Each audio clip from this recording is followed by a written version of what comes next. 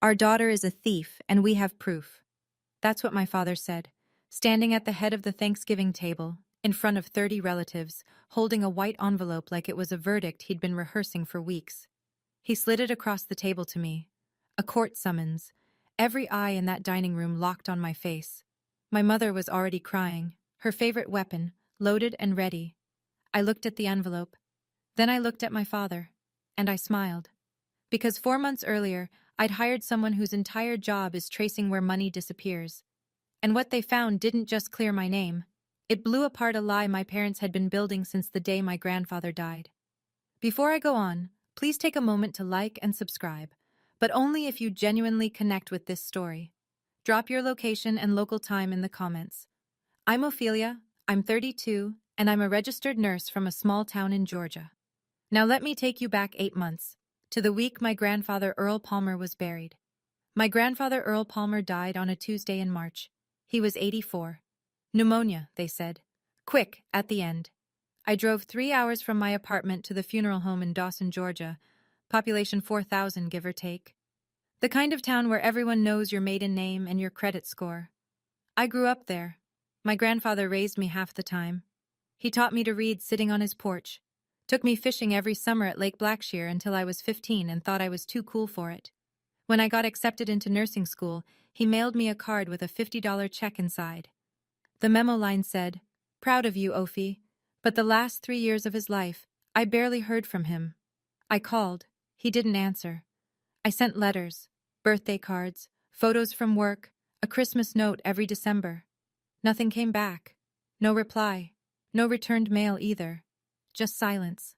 I told myself he was getting older, maybe confused, maybe angry about something I couldn't remember doing. At the funeral, my father Gerald stood at the front of the chapel and delivered a eulogy that could have won an award. Tears in his eyes, voice cracking at the right moments. "My father was the greatest man I ever knew," he said, gripping the podium. I sat in the third row. Nobody asked me to sit closer. After the service, Gerald gathered us in the church hallway. Me, my brother Nolan, a few cousins. He straightened his tie and said, "Dad left everything to me. The house, the savings, all of it. That was his final wish." No one questioned him. I almost didn't either. But something about the way he said it, too smooth, too rehearsed, sat wrong in my chest, like a number on a chart that doesn't match the patient. Let me back up 10 years. I was 22, fresh out of nursing school, working my first job at the county hospital. 12-hour shifts, student loans already breathing down my neck. I was sharing a 2-bedroom apartment with another nurse and eating frozen burritos 3 nights a week. My father called me on a Sunday evening, said he needed me to come to the house. When I got there, he was sitting at the kitchen table with a stack of papers. My mother Denise sat beside him, eyes already red. "We need your help, sweetheart," Gerald said. "Just your signature. The bank needs a cosigner for the mortgage. It's temporary. 6 months, maybe less. Then I refinance and your name comes off." Denise dabbed her eyes. "We could lose the house, Ophelia." So I signed. 6 months became a year became 5, 5 became 10. Every time I brought it up, the conversation went the same way. "Dad, when are you refinancing?" "My credit's not there yet. You want us on the street?" And my mother would cry, every single time, like clockwork. Here's what that signature cost me. I couldn't qualify for my own mortgage. I couldn't get approved for a car loan without a brutal interest rate. My credit score bounced between 580 and 620 because Gerald was late on payments, sometimes 30 days, sometimes 60, and never once told me. I found out from a credit monitoring alert at 2 in the morning. 2 60-day lates I never knew about. My score had dropped 40 points overnight. I called him the next day. He said, "Things were tight. I handled it." He handled it. With my name. 2 weeks after the funeral, I sat Gerald down at his kitchen table and said it plainly. "Dad, I need my name off that mortgage, this year." No tears, no yelling, just a fact. Gerald leaned back in his chair. "Now's not the time, Ophelia. I just buried my father." "I know, and I'm sorry, but this has been 10 years. His jaw tightened. "You want me to refinance right now? With what credit? You think banks are lining up for a 61-year-old retired insurance man? Then sell the house. Downsize." I don't care how, but I need off that loan. He stood up so fast the chair scraped the floor. You want to talk about lawyers? You want to sue your own parents? Go ahead. See how that looks. I didn't say anything about lawyers. He added that himself. That night, my mother made 8 phone calls. I know because 4 different relatives called me within 3 days. Aunt Marlene texted, "Your parents raised you and this is how you repay them? Shame on you, Ophelia." My cousin Megan left a voicemail. "Hey, I heard you're threatening to take your parents' house. What's going on?" My father's cousin Danny called and said, "Family doesn't do this to family." Every one of them had the same version of the story, the version Gerald and Denise fed them. Ophelia is ungrateful. Ophelia wants to take the house. Ophelia is turning on her own parents right after they lost Earl. Nobody called to ask my side. Then Gerald called me one last time. His voice was flat, cold. "You think you're the only one who can play this game? Your grandfather left everything to me, and if you keep pushing, everyone's gonna know what you really did with his money." I had no idea what he meant. I hadn't touched a dime, but he was already building the story. I sat in my car outside the hospital after a 12-hour night shift and did the math on the back of a pharmacy receipt. If Gerald stopped paying the mortgage entirely, which he'd threatened before, during arguments, the bank would come after both of us. Foreclosure. My credit wouldn't just drop, it would crater, below 500, for years. Some hospitals run credit checks on employees. Not all, but some. Mine did. A foreclosure on my record could flag a review. I could lose my job, the only stable thing I had. If I took over the payments myself to protect my credit, $1,800 a month on a nurse's salary in rural Georgia, I'd be broke inside of 18 months. I was already paying rent, student loans, car insurance, groceries. There was no margin. And if I pushed back publicly, Gerald had already poisoned the well. Every aunt, uncle, and cousin believed I was the ungrateful daughter trying to steal her parents' home. Fighting back meant fighting alone. Then I pulled up the mortgage account online. I still had login access from years ago when Gerald asked me to keep an eye on things. That's when I saw it. A new line, a home equity withdrawal. $40,000 taken out 3 months before Grandpa Earl died. Gerald hadn't just kept my name on the mortgage. He'd used my co-signature to borrow more money against the house, without telling me, without my consent. $40,000 I never saw, never approved, now tied to my name. I sat there for a long time. The parking lot was empty. The receipt was full of numbers that didn't add up. He didn't just trap me. He went back to the trap and made it deeper. The rumors didn't start with a bang. They started with whispers. Gerald and Denise began telling family, casually, like it was common knowledge, that I had taken cash from Grandpa Earl's house before he died. "She went over there alone a few times near the end," Gerald told people. "We found the dresser drawer empty afterward, thousands of dollars gone." There was no proof. There didn't need to be. In a town like Dawson, a father's word carries weight. My cousin Travis called me. "Hey, Uncle Gerald said you took some money from Grandpa's dresser? A few thousand? What's that about?" "That never happened, Travis." "Okay, I'm just telling you what he said." That was the pattern. Nobody accused me directly. They just passed along what they heard. And every time I denied it, I sounded more defensive, which made me sound more guilty. At church the following Sunday, First Baptist, where my family had attended for 30 years, a woman named Mrs. Gentry looked right at me, then turned her back and walked to the other side of the fellowship hall. She didn't say a word. She didn't have to. At work, a nurse on my unit pulled me aside. "Everything okay at home? I heard something from my neighbor about your family and some legal stuff." It was leaking into my professional life now. That's when it clicked. Gerald wasn't just covering his tracks. He was building a narrative. If anyone ever questioned the inheritance, he wanted the whole town already primed to believe one thing: Ophelia is the thief. But he slipped. He mentioned the dresser drawer. Specific. Too specific. How did he know Grandpa kept cash in a dresser drawer? Unless he'd been in that drawer himself. I drove 45 minutes to the county courthouse on my day off, parked in the back lot, walked in wearing scrubs I hadn't changed out of because I'd come straight from a shift.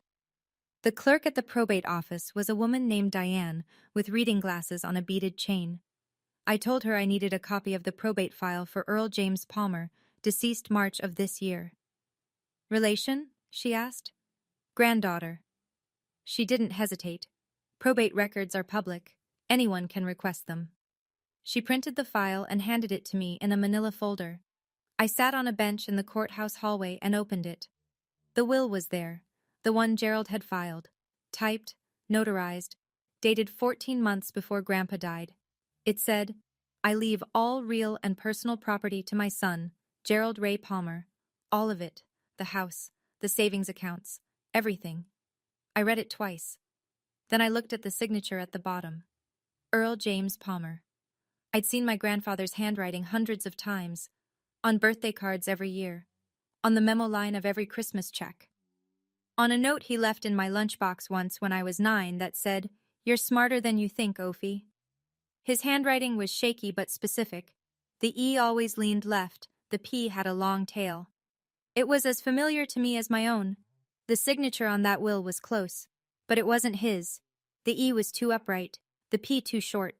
The whole thing was too careful, like someone trying very hard to copy something they'd only seen a few times. I took a photo of the signature with my phone. My hands were steady. I wasn't sad anymore. I was certain. I opened my phone and typed into the search bar, "forensic accountant near me." The call came on a Wednesday night. I was eating leftover soup at my kitchen counter when Gerald's name lit up my screen. I almost didn't answer. "Thanksgiving at Marlene's," he said. No hello. "You're coming." "I'll think about it." "No, you will be there, and you'll apologize." I set my spoon down. "Apologize for what?"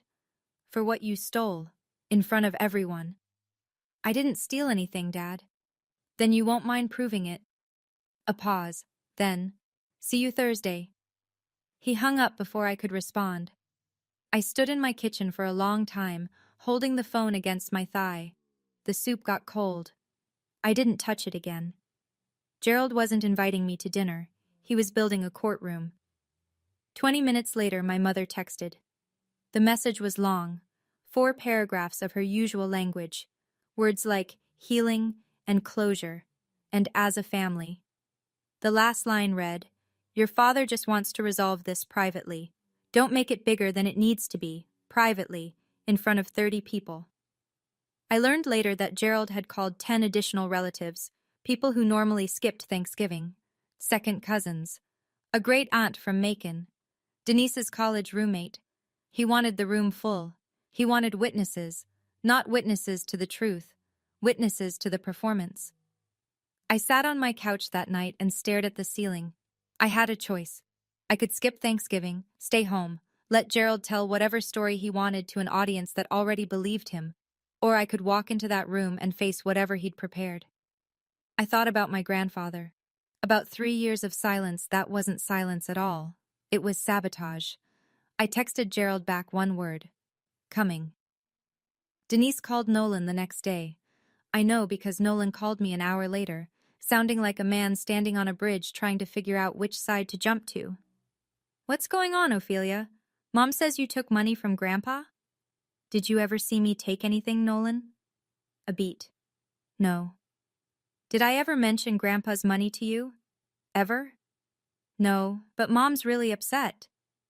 "Mom's upset because I asked Dad to refinance the mortgage. That's all this is." He went quiet. Nolan was 28, an electrician, lived 12 minutes from our parents. He'd watched me carry that mortgage for a decade without complaining. He knew what it cost me. He just never said anything about it, because in our family, you didn't question Gerald. You absorbed it and moved on. "They want me to stand with them at Thanksgiving," he said. "Mom said the family needs to be united." "United against who? Me?" He didn't answer that. "I'm not asking you to pick a side, Nolan. Just keep your eyes open." More silence. Then quietly, "I'll be there, but I'm not giving any speeches." I told him that was enough. We hung up, but something stuck with me. The pause before he said no, when I asked if he'd seen me take anything. It wasn't the pause of someone uncertain about the answer. It was the pause of someone who wanted to say something else entirely, something heavier, and swallowed it instead. I didn't push. I figured if Nolan had something to tell me, he'd find the moment. I just didn't know the moment was already 2 months old, sitting in his phone, recorded in a kitchen he was never supposed to be in. Linda Marsh had an office above a hardware store in Cordelli, 20 minutes south of Dawson, forensic accountant, 15 years of experience tracing money through estates, divorces, and small business fraud. I found her through a Google search at 2 in the morning and booked the appointment before I could talk myself out of it. She was calm, gray hair, reading glasses, a desk covered in folders. She didn't react when I told her the story. She just took notes. 4 months later, 2 weeks before Thanksgiving, I was back in her office. She placed a bound report on the desk between us. The signature on the file doesn't match, she said. I compared it to 17 other verified documents, tax returns, bank cards, a vehicle title from 2014. It's not his hand. You're sure? I'm sure. She flipped to the financial section. Earl's savings account held $280,000 at the time of his death. The house appraised at roughly $190,000. Total estate value, approximately $470,000.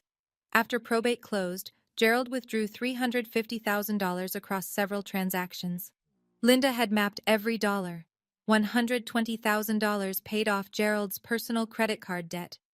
$85,000 went to an outstanding truck loan. $60,000 was transferred to an account under Denise's name.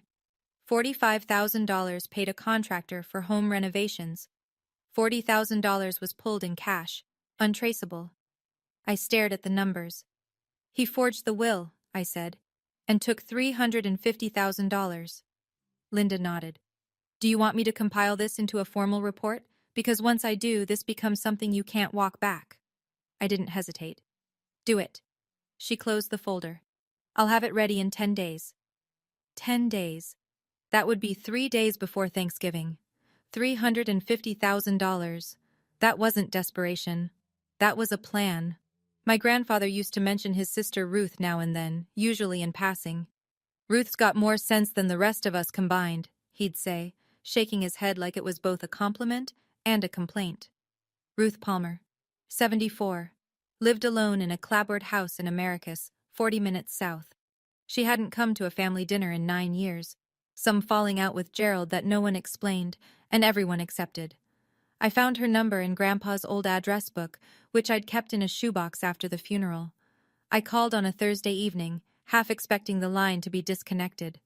She picked up on the second ring. Mrs. Palmer? This is Ophelia, Earl's granddaughter. Silence. Long enough that I thought I'd lost the connection. Then softly. Earl told me you'd call one day. The air left my lungs. What do you mean? Your grandpa gave me something 3 years ago, told me to keep it safe, said if anything went wrong after he passed, you'd come looking. She invited me to her house that Saturday. I drove down with my heart beating so hard I could feel it in my fingers. Ruth met me at the door. She didn't hug me. She just looked at me for a long moment, then handed me a yellowed envelope. Inside was a handwritten will. Earl's real handwriting. Shaky, leaning, unmistakable. Witnessed by 2 neighbors, dated 5 years before his death. The contents were simple. Everything divided equally among 4 grandchildren, Ophelia, Nolan, Travis, and Megan. I looked up at Ruth. She sat down heavily. Gerald came to your grandpa's house every week those last 3 years. Told Earl you didn't want to see him anymore, said you'd moved on. My grandfather didn't stop calling me. Gerald stopped him. 2 weeks before Thanksgiving. 10:14 p.m., Nolan's name on my screen. I need to tell you something, he said. His voice was low, rushed, like a man talking in a room he wasn't supposed to be in. Don't ask how I know. Okay. 2 months ago, I went to the house to grab my drill set from the garage. I came through the side door. Mom and Dad were in the kitchen. They didn't hear me come in. He paused. I could hear him breathing. Dad was saying, I'm going to tell you exactly what he said. She can't prove anything.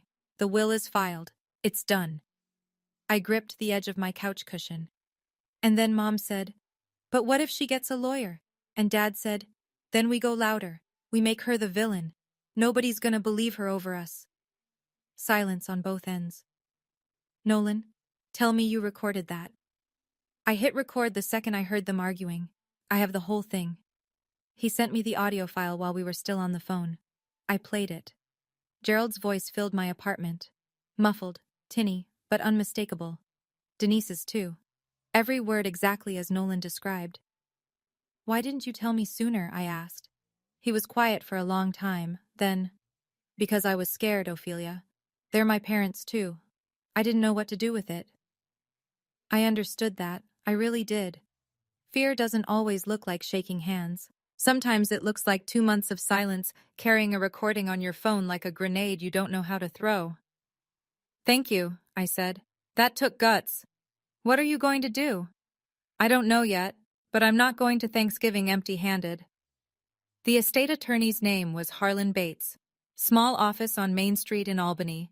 Wood-paneled walls, a University of Georgia diploma, and a handshake that meant something. I laid everything on his desk. Linda Marsh's forensic report, the handwritten will from Aunt Ruth, the probate file from the courthouse, and the audio recording from Nolan.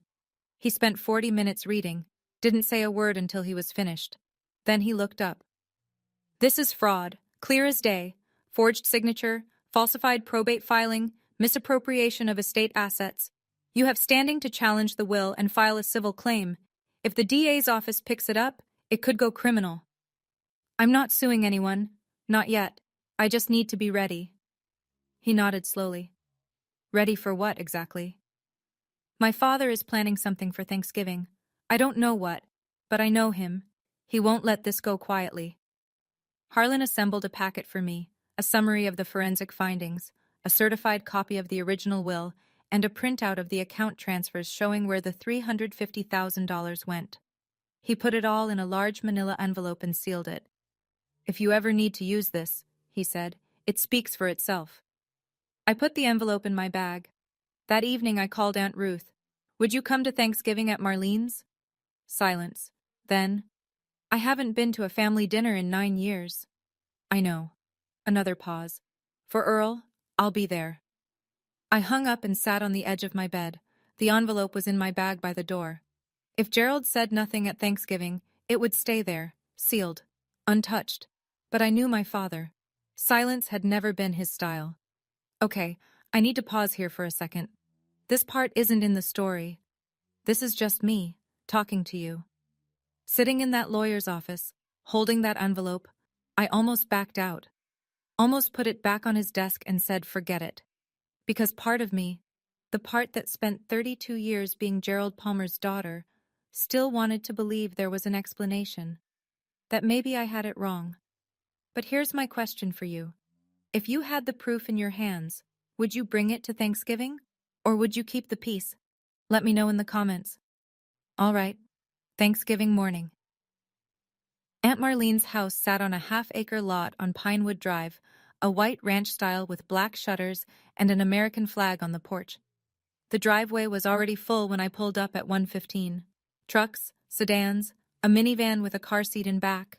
Someone had taped paper turkeys to the front door. Inside, 3 long tables pushed together down the center of the living room, covered in mismatched tablecloths. 32 place settings. The smell of roasted turkey and cornbread dressing hit me before I cleared the doorway. I stepped in and the room shifted. Not loudly, not obviously, but I felt it. A half-second pause in conversation. A few heads turning. Someone near the kitchen glanced at me and looked away fast. Everyone here had heard the rumors. Everyone had already picked a side. Aunt Marlene hugged me at the door. Good to see you, honey. But her arms were stiff, and she let go a beat too soon. Gerald sat at the head of the center table, navy blazer, pressed shirt, dressed up, which was unusual for Thanksgiving. Denise was beside him in a cream-colored sweater, hands folded, eyes already glistening. They looked like a couple posing for a church directory photo. Gerald saw me and smiled. Not warmth, satisfaction. The smile of a man who's already rehearsed the next 2 hours. Aunt Ruth arrived 15 minutes later. She came through the side door quietly and sat at the far end of the table. Nobody greeted her. Most of the younger cousins didn't even recognize her.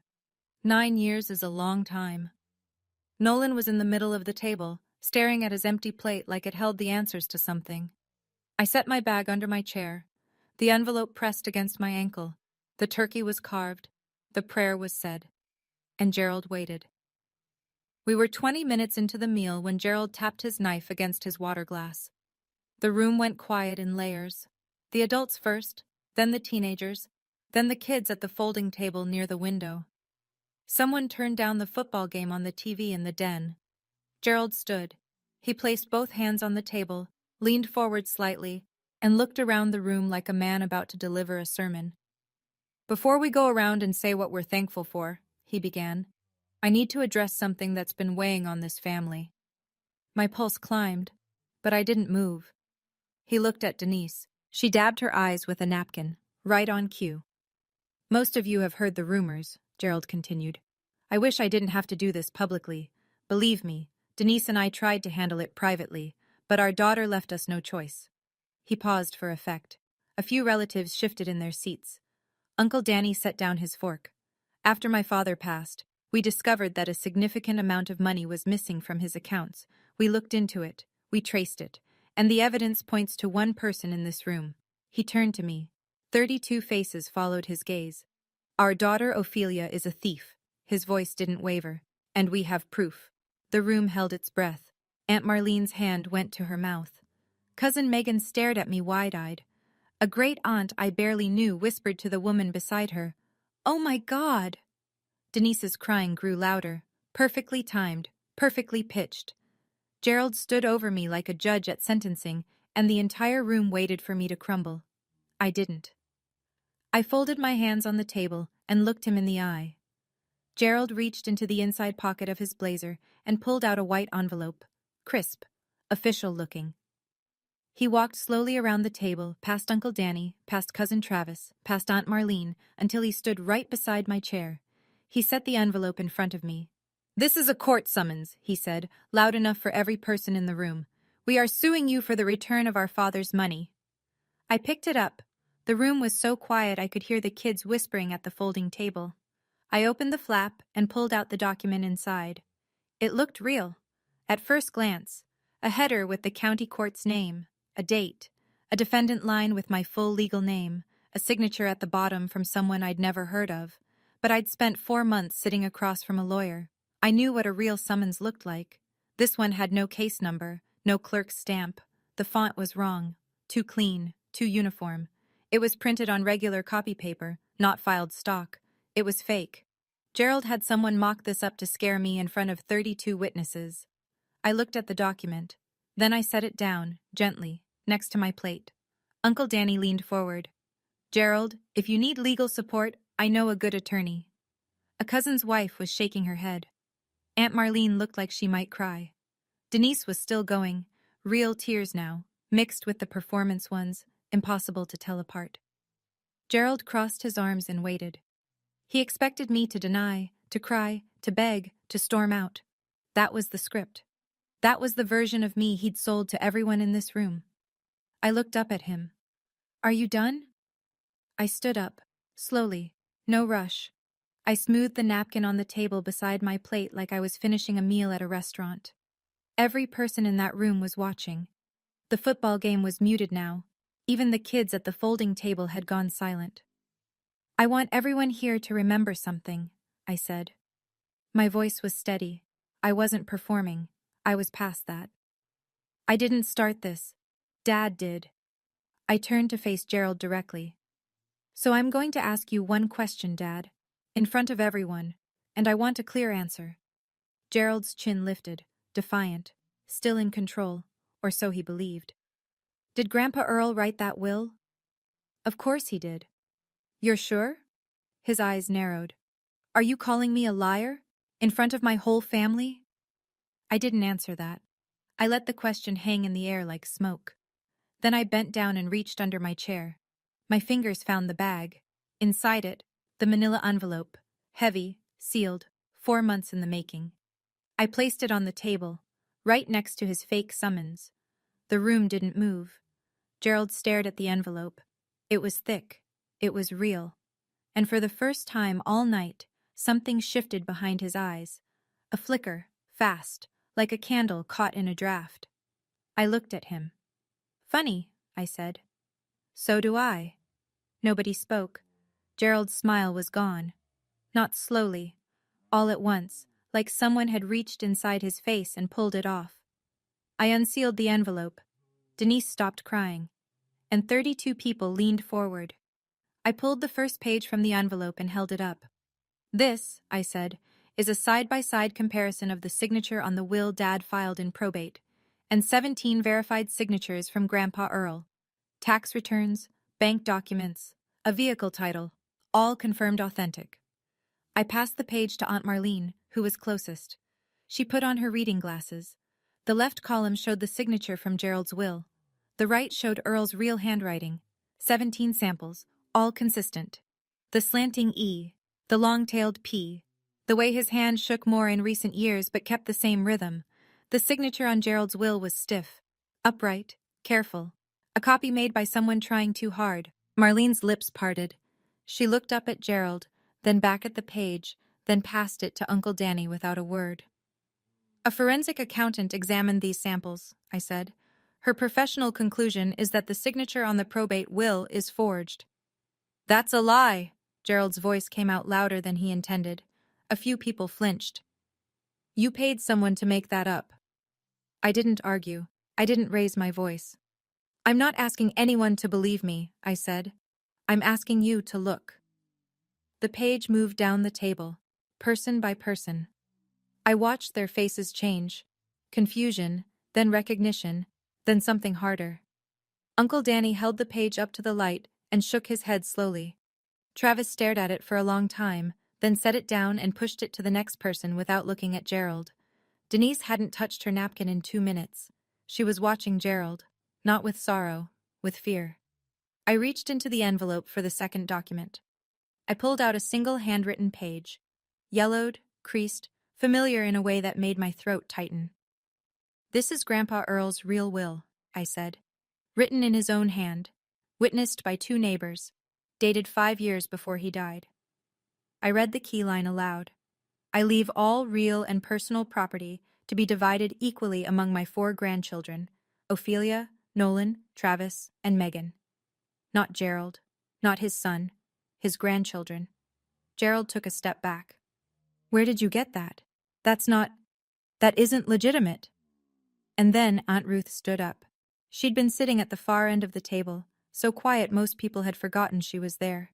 She was 74, small, silver-haired, wearing a church dress she probably hadn't worn in years.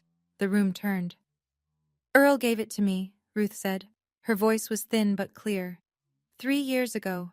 Sat me down at my kitchen table, handed me this envelope and said, "Keep this safe, Ruth, because I don't trust my own son." Nobody breathed. Gerald. Ruth, you don't know what you're... I'm not finished. She didn't raise her voice. She didn't need to. Gerald went to your grandpa's house every week those last 3 years. Told Earl that Ophelia didn't want to see him anymore. Told him she'd moved on. Cut off the phone calls. Returned the letters. She looked at me. Earl died thinking his granddaughter forgot him. I felt the room shift. Not toward me, not toward Gerald, but toward something none of them had prepared for. The silence that followed wasn't confusion. It was the sound of 32 people recalculating everything they'd been told. Gerald's face was white. His mouth opened. Nothing came out. Denise whispered to no one. Oh, God.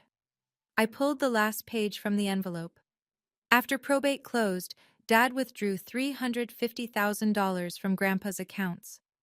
I held the sheet so the room could see the columns. This is where every dollar went. I read it slowly. No emotion, just numbers. $120,000, Dad's personal credit card debt. $85,000, an outstanding loan on his truck. $60,000, transferred into an account under Mom's name. $45,000, paid to a contractor for renovations on their house. $40,000, withdrawn in cash. Destination unknown. I set the page down. That's $350,000 that belonged to 4 grandchildren, not 1 son. Gerald grabbed the back of his chair. That's my father's money. He left it to me, legally. No, Dad. I kept my voice level. He left it to us, all 4 of us. You forged his will to take it. The room was so still I could hear the clock on Marlene's mantel ticking. Someone at the far end of the table, I think it was Danny's wife, set her glass down and pushed her chair back slowly, like she was trying to leave without making a sound. Travis was staring at the tablecloth, jaw tight. Megan had her hand over her mouth. Aunt Marlene picked up her napkin, folded it once, placed it beside her plate, and pushed her chair out. She didn't stand. She just separated. Inches of distance, that meant everything. Uncle Danny, the same man who 5 minutes ago offered Gerald a lawyer, turned in his seat. Gerald, his voice was careful. Is this true? Gerald looked at him, then at Marlene, then at Denise, who had stopped crying entirely and was staring at the table like it might open up and swallow her. He didn't answer. Gerald's eyes swept the room, searching for someone, anyone, still on his side. He found no one. She's manipulating all of you.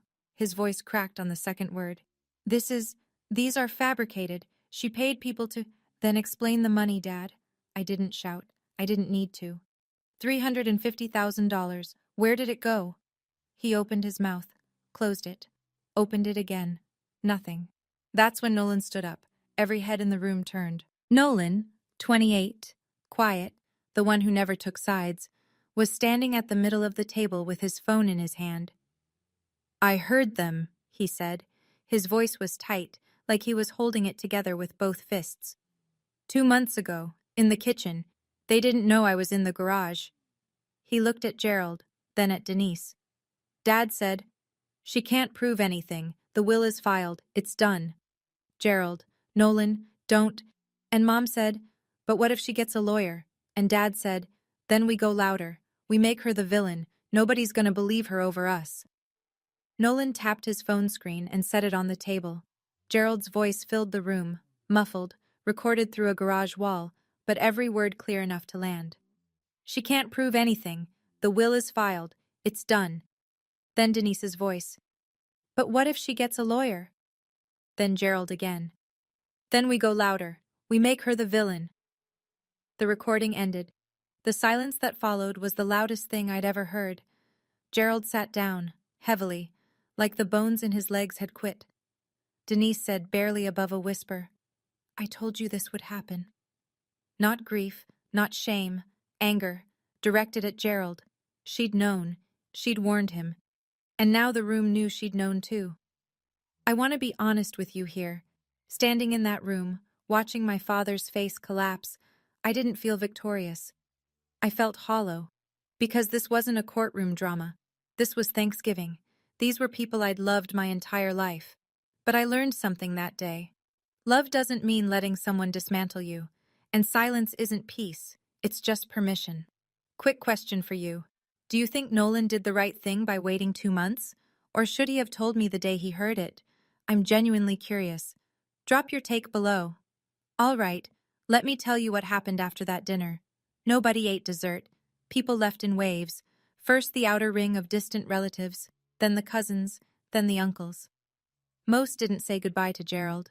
They just picked up their coats and walked out. A few hugged me on the porch. Travis gripped my hand and said, we'll talk this week. Megan found me by the driveway. If that will is real, and I think it is, we were all robbed. All 4 of us. I know, I said. I'm not telling anyone what to do, but the forensic report is as much yours as it is mine. I want a copy. I'll send it tomorrow. Within a week, Travis and Megan had retained their own attorney. They filed a petition with the probate court to reopen Earl Palmer's estate based on evidence of signature forgery and the existence of a prior valid will. I wasn't the one who filed. The cousins made that decision themselves. I gave them the information.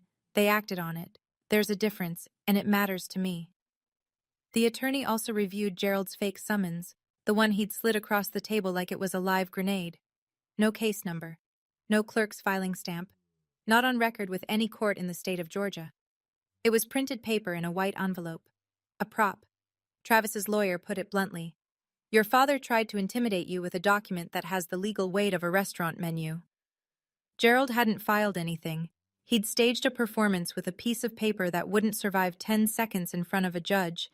He tried to scare me into silence using a fake. But the real paperwork, the kind that actually holds up. That was in my envelope. Harlan Bates sent a certified letter to Gerald Palmer on a Monday, 9 days after Thanksgiving. The letter was straightforward. Ophelia Palmer demands that Gerald Palmer refinance the mortgage on the property at 412 Talmadge Road and remove her name as co-signer within 60 calendar days. Failure to comply would result in a civil lawsuit for damages related to unauthorized use of her co-signature, including the $40,000 home equity withdrawal she never consented to. Gerald, now facing a probate challenge from 3 grandchildren, potential criminal exposure, and the complete evaporation of his reputation in a town where everyone now knew what he'd done, did not fight it. He refinanced in 5 weeks. I got the notification from the bank on a Wednesday afternoon.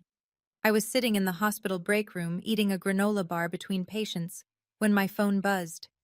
The email was short. My name had been removed from the mortgage, effective immediately. I sat there for a long time. A coworker asked me if I was okay. I said yes. Then I walked out to my car in the parking lot, sat in the driver's seat with the engine off, and cried. Not from joy, not exactly.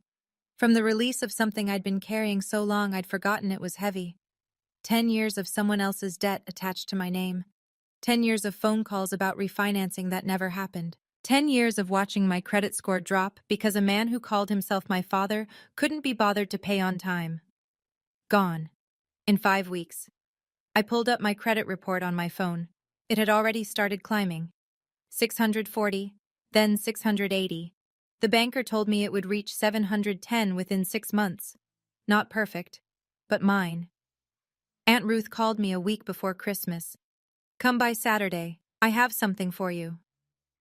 I drove to Americus on a gray December morning. Ruth's house smelled like coffee and cedar. She was sitting at the kitchen table with a shoebox in front of her. These are yours, she said. Earl wanted you to have them. Inside the box were letters, 11 of them, written by my grandfather over the last 3 years of his life. He'd written them to me, one every few months, and mailed them to Ruth because he knew Gerald was intercepting everything that went to my address or phone. I opened the first one. The handwriting was shaky, the paper creased, dated 3 years before he died.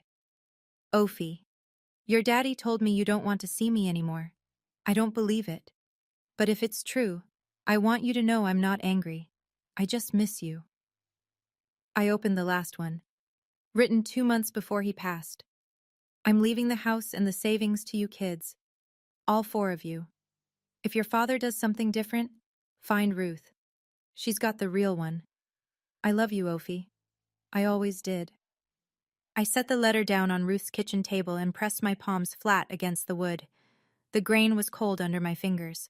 I focused on that. The cold, the texture. Because if I didn't anchor myself to something physical, I was going to dissolve. He never stopped writing to me. For 3 years, he wrote letters he knew I'd never receive, and sent copies to the one person he trusted to hold the truth. Ruth poured me a cup of coffee. Neither of us spoke for a while. He didn't leave me money. He left me proof that he never gave up. In a small town, you don't need a press conference. You just need one Thanksgiving dinner. By the first week of December, every family in our circle, and most of the congregation at First Baptist, knew what Gerald and Denise had done.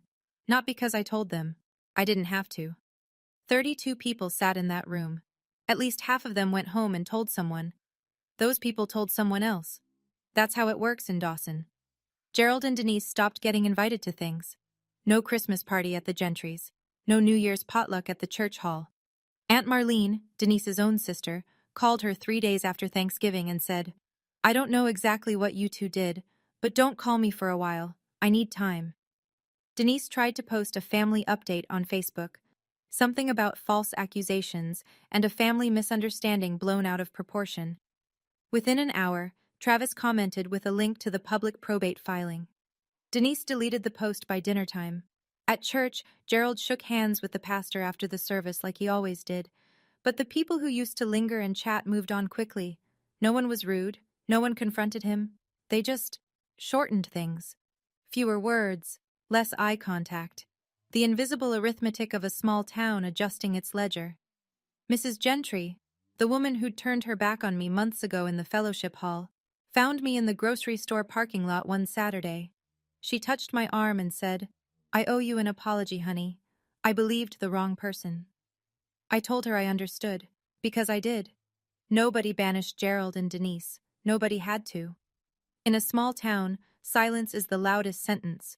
The probate court accepted the petition to reopen Earl Palmer's estate in January. It moved faster than I expected. The judge reviewed the forensic signature analysis, the original handwritten will with 2 living witnesses, and the financial records showing the $350,000 in disbursements. She appointed an independent handwriting expert to evaluate the signatures. The expert's conclusion matched Linda Marsh's. The signature on the filed will was not Earl Palmer's. With the probate case reopened, Gerald now faced 2 tracks of consequences. The first was civil. The court would order the redistribution of estate assets according to the original will. 4 grandchildren, equal shares. The second was criminal. Forging a will in Georgia is a felony, estate fraud. The district attorney's office opened a preliminary review. No charges yet. These things take time. But the file was open and the evidence was clear. Gerald's lawyer advised him to negotiate. Gerald didn't have much leverage left. The house on Earl's property, the one he'd been so desperate to keep, had to be listed for sale. The proceeds, combined with whatever remained in the accounts, would be redistributed. After legal fees, each grandchild received approximately $82,000. Not a life-changing fortune. But not nothing either. Travis used his share to pay off his truck. Megan put hers toward her daughter's college fund. Nolan hadn't decided yet. I kept mine in a savings account and didn't touch it for 2 months. I wanted to make sure it felt clean before I spent $1, that it wasn't anger money or revenge money, just what Grandpa Earl intended, a share of what he'd built, passed down to the people he loved. Gerald spent $350,000 trying to live a life he couldn't afford. It cost him everything he had left. Nolan called me the week after Thanksgiving. It was the first time in years he'd called without it being about our parents. "I'm sorry I didn't tell you sooner," he said. "You told me when it mattered. That's enough." We started meeting every Sunday morning at a diner on Route 19, a little place called Millie's with cracked vinyl booths and bottomless coffee. We'd sit for an hour, sometimes 2. We talked about work, about the weather, about nothing. And slowly, very slowly, we talked about everything else. Nolan told me that Gerald had tried to get him to co-sign on a personal loan 2 years ago. He'd refused. Gerald stopped speaking to him for 4 months afterward. Just froze him out. No calls, no visits, no acknowledgement at family events. "I thought I'd done something wrong," Nolan said, stirring his coffee. "Took me a while to realize it was punishment." I told him about the letters, about Grandpa Earl writing to me for 3 years through Aunt Ruth, about how Gerald had told Earl I didn't want to see him anymore. Nolan stared at the table. "He played us against each other," he said. "Our whole lives." "I know. He kept us separate so neither of us would compare notes. I know that too." We sat there for a long time, not talking, just sitting in the same booth, drinking the same coffee. It was the most comfortable silence I'd had with another person in years. We didn't lose our parents that Thanksgiving. We'd lost them long before. We just didn't have the language for it yet. What we found, sitting across from each other in a diner on Sunday mornings, was something we hadn't had since we were kids, each other. 2 months after Thanksgiving, my phone rang at 8 in the morning. My mother's number. I almost didn't answer, but something about the hour, Denise never called before 10, made me pick up. "I know you won't forgive us." Her voice was flat. No tears. No performance. For the first time in my life, my mother sounded like she was speaking without a script. "I just want you to know, I didn't want it to go this far." I leaned against my kitchen counter. "But you let it, Mom, every step." "I know. You called 8 relatives and told them I was a thief. You sat next to Dad while he waved a fake summons in front of our family.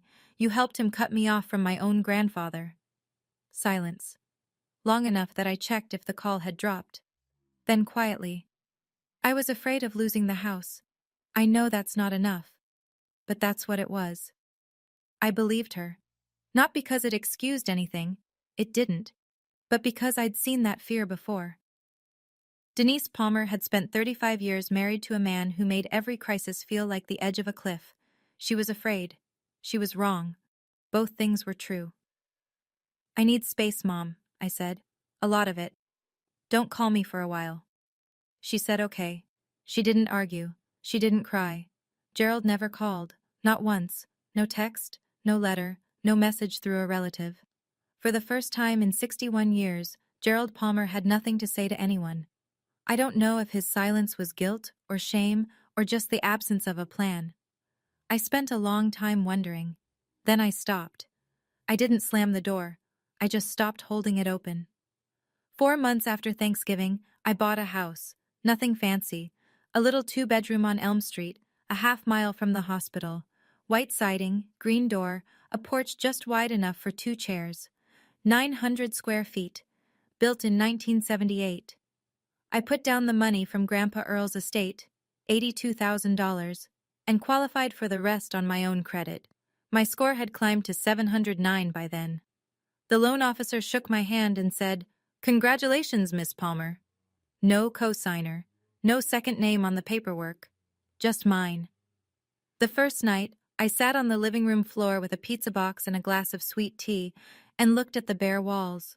No furniture yet, no curtains, just clean carpet and the hum of a refrigerator I'd bought off Craigslist. I hung one thing that night. A framed photo of Grandpa Earl standing at Lake Blackshear with a fishing rod in one hand and a grin so wide you could count every one of his remaining teeth. I set it on a nail above the fireplace and stepped back. "Not bad, Grandpa," I said to the empty room. The next morning, I went to work at the hospital. Same shift, same scrubs, same parking lot where I'd once sat calculating how long until my father's debt crushed me.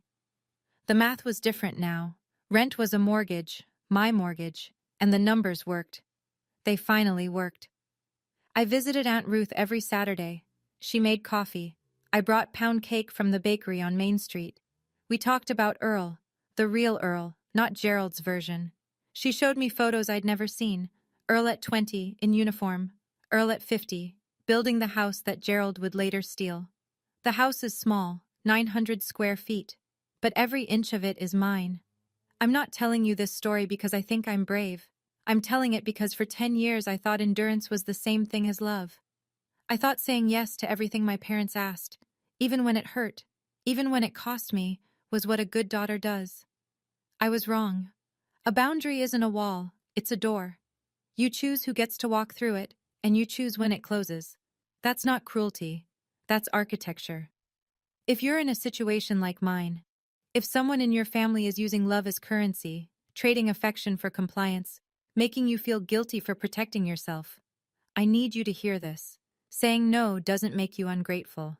It doesn't make you cold or selfish or whatever word they reach for when they're losing their grip. It makes you someone who decided their own life matters. And if you have grandparents who are still here, call them. Not next week. Today. Don't let anyone else control that relationship. Don't let someone else decide what your grandparent knows about you or what you know about them. I lost 3 years with a man who loved me because my father decided I didn't deserve to know it. I can't get those years back. No amount of money fixes that. Do I still love my parents? Yes. I carry it the way you carry a scar. It's part of you, it shapes you, but you don't let it dictate where you walk. I just love myself more now. And that's not a sin. It's not betrayal. It's the bare minimum that took me 32 years to learn. I didn't win a war. I just stopped being a casualty. Here's where things stand today. The probate case is still working through the court. Gerald hasn't been charged criminally. The district attorney is reviewing the evidence, and these things move slowly in rural Georgia. I'm not pushing for it. If it happens, it happens. I've handed over what I have, and the system will do what the system does. Gerald and Denise still live in the house on Talmadge Road. They refinanced it clean. My name is gone. But the house feels smaller now, I imagine. Fewer people come by. Fewer calls to answer. The world they built with borrowed money and borrowed trust has contracted to the size of a kitchen table for 2. Nolan came over last weekend to help me paint the living room. He brought a pepperoni pizza and 2 cans of primer. We got more paint on ourselves than on the walls, but we got it done. We sat on the drop cloth afterward, eating cold pizza and not talking about our parents. We don't need to anymore. Aunt Ruth sent me something last week, a photograph I'd never seen. Earl holding me when I was 3 years old, at what looks like a 4th of July picnic. He's laughing. I'm holding a sparkler with both fists. On the back, in his handwriting, Ophi, Grandpa's proud of you. I taped it to the refrigerator, right next to my nursing license. My father tried to rewrite my grandfather's story. He forged a signature, stole a legacy, and silenced a dying man's wishes. He nearly rewrote mine too. But the truth, like a real signature, can't be forged. Not when the right people keep the original safe. That's my story. Thank you for staying all the way to the end. It means more than you know. If this hit close to home, if you've ever had to choose between keeping the peace and keeping your dignity, I'd love to hear from you. What would you have done at that Thanksgiving table? What would you have said? Drop it in the comments. And if you want another story like this one, there's one in the description that I think will stay with you just as long. Like, subscribe, and I'll see you in the next one.